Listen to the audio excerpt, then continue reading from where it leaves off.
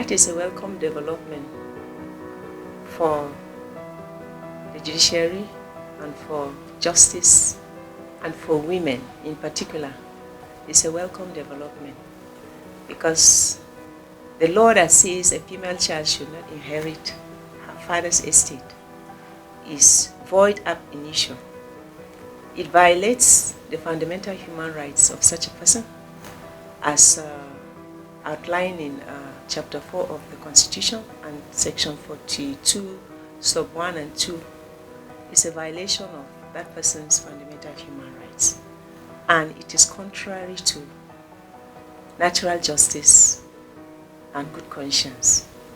So that judgment is a welcome development because one is not supposed to be discriminated against by virtue of his or her sex.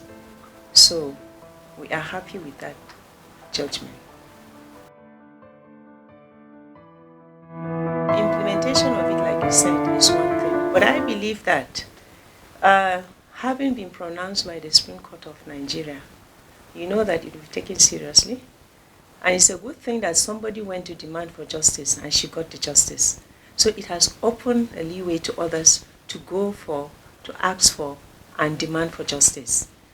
And now that it has been pronounced, what is needed now is for states to domesticate that judgment, especially the Southeast. The judgment has been given, so states should take proactive measures to ensure that this judgment is domesticated. It becomes part of their law, because that customary law has been voided.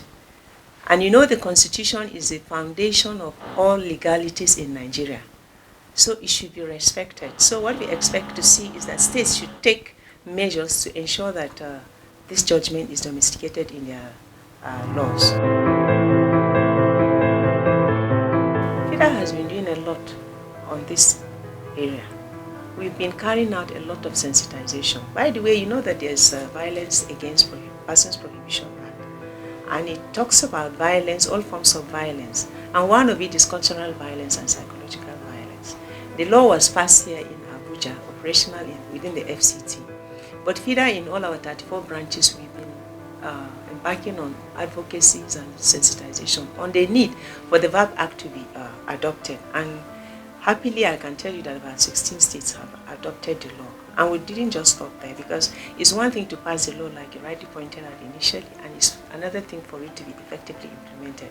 So we are carrying on sensitization on the need for this. And I can assure you that even in Southeast, we have branches in all the southeastern states. They are going to embark on sensitization for this judgment to be effectively implemented. So FIDA, over the 56 years that we have been in existence, we've been promoting the rights of women and children.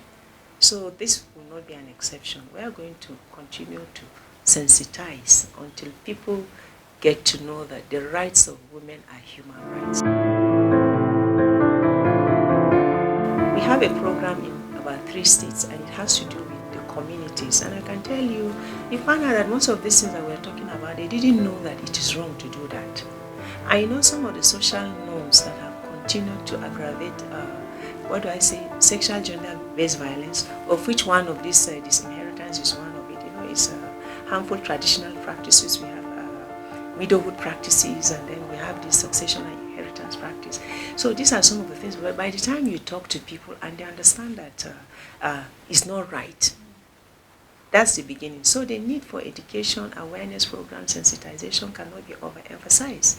And now we've done it in such a way that some of these laws, we have simplified them. Like the Child Rights Act, we have simplified versions. We go to schools, primary schools, secondary school, women, market women, the youths and all that. So the need for us, including you journalists, we should do a lot of sensitization. With education, awareness, sensitization, we will get to know who is not proud of his own daughter. I asked a question. Without your question, I asked a question. I say, you the man that is saying that it is against our culture and tradition. Okay, your daughter cannot inherit in your house. Now she gets married. She cannot inherit in that house because she is a woman. Where does it leave her? She comes out of her husband's house. She cannot go to her father's house because she has no inheritance there. Where does it live? Are you happy as a man? So if that your tradition and culture is void the provisions of the Constitution. That is what it is. Because I don't think any culture and tradition or customary law is above the Constitution.